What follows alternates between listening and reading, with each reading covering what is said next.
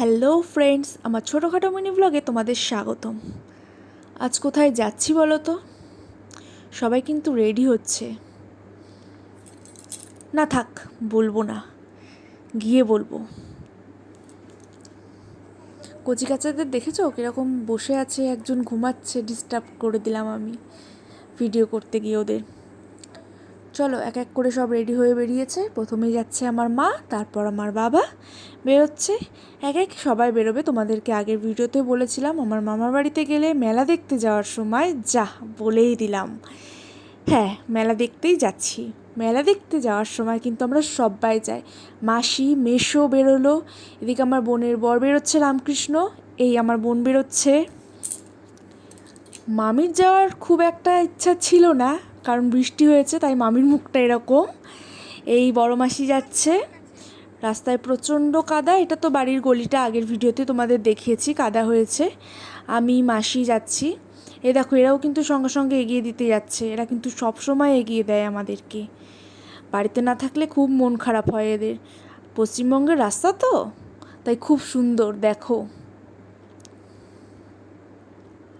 এই আমরা টোটো ধরে ফেললাম। টোটোয় করে এবার উঠে সবাই মিলে চলে যাবো আমরা শান্তিপুর রথ দেখতে। তো সেদিনটা ছিল না রথের দিন। তো দেখো গিয়ে আমরা কীরকম ফ্লপ খেয়েছি। চলো, রাস্তায় তো জল জমে গেছে, একদম কাদা ভাঙাচোরা জল জমা। এর থেকে ভালো অবস্থা হয়তো আর হয় না। অবশ্য রথ, বৃষ্টি তো হবেই। চলো, এই রাস্তা দেখতে দেখতেই আমরা যাই না, তবে এই রাস্তাটা সুন্দর ছিল। রাস্তার ভিডিও দেখতে দেখতেই আমরা পৌঁছে যাচ্ছি শান্তিপুর। চলে এসেছি। শ্রী শ্রী শ্যামচাঁদ মন্দির, যাই হোক আমার ঠিক মনে নেই। হ্যাঁ, ভিডিওতে দেখা যাচ্ছে। মন্দিরটাই প্রবেশ করলাম। মামি মাসির হাত ধরে ভেতরে ঢুকছে। তো মন্দিরটা চলো ঘুরে দেখাই একবার তোমাদের।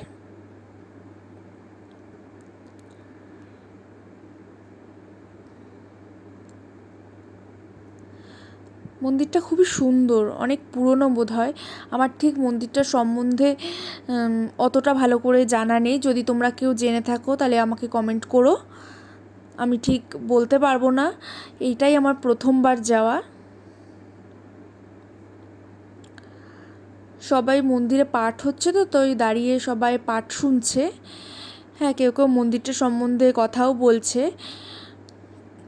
তবে মন্দিরটা আমার খুবই সুন্দর লেগেছে।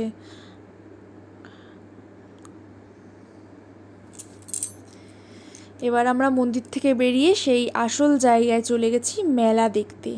দেখো কীরকম ফ্লপ খেয়েছি আমরা। রথটা শুধু আছে, রথে জগন্নাথ দেবকে নামিয়ে নেওয়া হয়েছে রথ থেকে।